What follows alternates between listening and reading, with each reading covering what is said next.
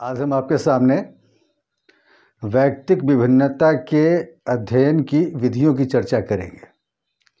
इससे पीछे मैंने डिफिनीशंस एंड टाइप्स वगैरह की चर्चा मैंने पीछे की है। विभिन्न प्रकार के मनोवैज्ञानिक परीक्षण हैं जिसके मार्फत से हम किसी भी व्यक्ति के भीतर जो एक दूसरे के प्रति जो विभिन्नता है, इस चीज़ को हम माप सकते हैं, इस चीज़ को हम आंक सकते हैं। बड़े बड़े इंस्टीट्यूशंस में इस बात को लेकर परीक्षण किया गया है, जांचा गया है, परखा गया है और फिर एक व्यक्ति दूसरे व्यक्ति से कैसे भिन्न है, इस बात को सामने लाया गया है। जैसे इसमें पहला है बुद्धि परीक्षण, इंटेलिजेंस टेस्ट। विभिन्न प्रकार के बुद्धि परीक्षण होते हैं, कुछ वर्बल होते हैं, कुछ नॉन वर्बल होते हैं। विभिन्न प्रकार की आयु के लोगों के लिए अलग अलग प्रकार की मापनी होती है और उसके हिसाब से ये बात सामने आती है जांचने के उपरांत कि किस व्यक्ति के भीतर बुद्धि लब्धि कितनी है। अगर आप किसी कक्षा में 50 बच्चों का बुद्धि परीक्षण करेंगे तो बुद्धि परीक्षण करने के उपरांत जो प्राप्तांक या लब्धांक आएंगे या स्कोर्स आएंगे वो सभी लोगों के विभिन्न प्रकार से आएंगे। किसी का 130, किसी का 140, किसी का 120, किसी का 70, किसी का 80, किसी का 60, किसी का 40 भी हो सकता है। और ये जो डिफरेंट स्कोर्स हैं, इस आधार पे आप कह सकते हैं कि एक व्यक्ति दूसरे व्यक्ति से आईक्यू के स्तर पे या बौद्धिक प्रवीणता या बौद्धिक क्षमता के स्तर पे भिन्न है। दूसरा है उपलब्धि परीक्षण। आप देखते हैं कि विभिन्न प्रकार की परीक्षाओं के मार्फत से बच्चों की उपलब्धियों का आकलन किया जाता है।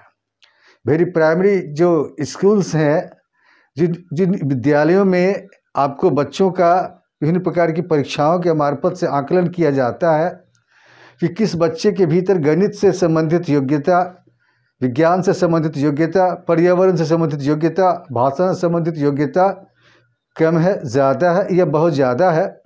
इस चीज़ के लिए हम विभिन्न प्रकार की उपलब्धि परीक्षणों का इस्तेमाल करते हैं और उसके मार्फत से ये बात सामने आती है कि कौन बच्चा गणित में अच्छा है, कौन बच्चा साहित्य में अच्छा है, कौन बच्चा किस विषय में, किस रूप में कितना और किस रूप में आगे है लोगों से। तो साफ है कि ये जो उपलब्धि परीक्षण है, उपलब्धि परीक्षण से भी पता चलता है कि एक बच्चा दूसरे बच्चे से कितना और किस रूप में भिन्न है।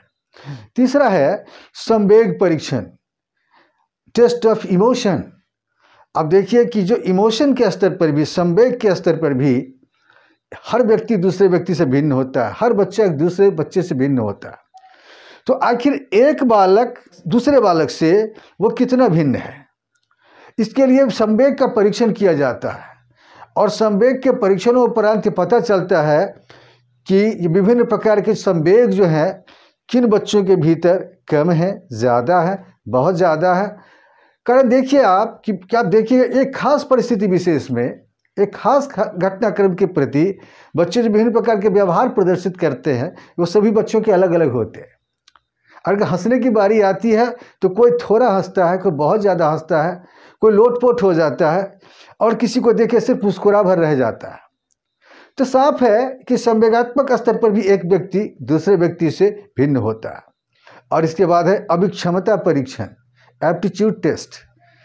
आप देखिएगा विभिन्न प्रकार के प्रशिक्षण महाविद्यालयों में इस प्रकार के टेस्ट को उपयोग में लाया जाता है कि किस व्यक्ति के भीतर, किस बालक या बालिका के भीतर किस प्रकार की अभिक्षमता ज़्यादा है, कम है, वो किस रेशियो में है, इस बात का इससे पता लग जाता है। जैसे मान लीजिए कि किसी कक्षा में अगर 50 बच्चे होते हैं तो उन बच्चों में किसी बच्चे को देखिएगा आप कि गायन में रुचि ज़्यादा है, किसी का वादन में रुचि ज़्यादा है, किसी का बागवानी में रुचि ज़्यादा है, किसी का पढ़ाई में रुचि ज़्यादा है।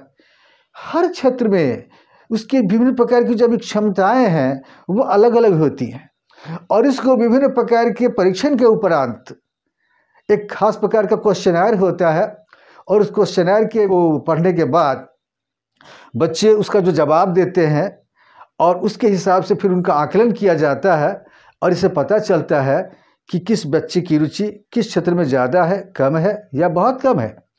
तो अभिक्षमता परीक्षण के मार्फत से भी हम किसी भी बालक या बालिका की व्यक्तिगत विभिन्नता का हम पता लगा सकते हैं। और इसके बाद अभिरुचि परीक्षण, इंटरेस्ट टेस्ट। देखिए, इस दुनिया में हर व्यक्ति की अभिरुचि एक जैसी नहीं होती। एक ही माता पिता के जो 4 संतान होते हैं, 5 संतान होते हैं, 2 संतान होते हैं, सबों की अभिरुचि अलग अलग होती है। एक कक्षा में जो समूह में जिनमें 40-50 जो बच्चे पढ़ते हैं, उन सारे बच्चों की अभिरुचि समान नहीं होती। तो आखिर अभिरुचि के स्तर पे एक बालक दूसरे बालक से, एक व्यक्ति दूसरे व्यक्ति से कितना भिन्न है, इसके लिए रुचि का परीक्षण किया जाता है। और इससे पता लगता है कि किस व्यक्ति की अभिरुचि से संबंधित जो क्षमता है वो कितनी है, किस व्यक्ति की रुचि किस क्षेत्र में है। और इससे भी एक व्यक्ति दूसरे व्यक्ति से बिल्कुल अलग होता है। और इसके अलावा एक और परीक्षण हम कर सकते हैं जो सबसे महत्वपूर्ण है, आपको व्यक्तित्व परीक्षण, पर्सनैलिटी टेस्ट। ये बहुत ही आवश्यक है। एक शिक्षक को जानना, एक माता पिता को जानना, एक सोशल वर्कर को जानना, यह बहुत ही आवश्यक है। हर व्यक्ति को यह पता होना चाहिए कि उसका व्यक्तित्व कैसा है, इंट्रोवर्ट है, एक्सट्रोवर्ट है, एम्बिवर्ट है, तमोगुणी है, रजोगुणी है, सतोगुणी है, किस प्रकार का उसका व्यक्तित्व है। एक ही कक्षा में जब बैठे विभिन्न प्रकार के बच्चे होते हैं ना, उन बच्चों में व्यक्तित्व के स्तर पर काफ़ी भिन्नता होती है। तो आखिर कैसे जाना जाए कि एक व्यक्ति दूसरे व्यक्ति से व्यक्तित्व के स्तर पे, या एक बालक दूसरे बालक से व्यक्तित्व के स्तर पे कितना भिन्न है। इसके लिए व्यक्तित्व का परीक्षण किया जाता है मनोविज्ञान की प्रयोगशाला में। और फिर उस व्यक्तित्व का परीक्षण करने के बाद ये पता लगता है कि किस बालक का व्यक्तित्व कैसा है, किस व्यक्ति का व्यक्तित्व कैसा है। और इसके लिए विभिन्न प्रकार के क्वेश्चनर का उपयोग किया जाता है। मैं आगे जब साइकोलॉजी के डिफरेंट टाइप ऑफ टेस्ट की चर्चा मैं करूंगा तो मैं सविस्तार बताने की कोशिश करूंगा आपको कि ये जो विभिन्न प्रकार के जो पर्सनैलिटी के जो टेस्ट हैं, उस टेस्ट के मार्फत से ये साफ पता चल जाता है कि एक बालक दूसरे बालक से कितना भिन्न है, एक व्यक्ति दूसरे व्यक्ति से कितना भिन्न है। कारण जब ये भिन्नता का आकलन हो जाता है ना, तो एक शिक्षक के लिए, एक सामाजिक कार्यकर्ता के लिए, या इस क्षेत्र में लगे हुए जो भी लोग होते हैं उनके लिए आगे का काम करना बड़ा आसान हो जाता है। तो इस प्रकार से हम विभिन्न प्रकार के मनोवैज्ञानिक परीक्षणों के माध्यम से हम विभिन्न प्रकार के बच्चों का, विभिन्न प्रकार के व्यक्तियों का हम टेस्ट कर सकते हैं और इससे पता लगा सकते हैं कि एक व्यक्ति दूसरे व्यक्ति से, एक बालक दूसरे बालक से कितना और किस रूप में भिन्न है।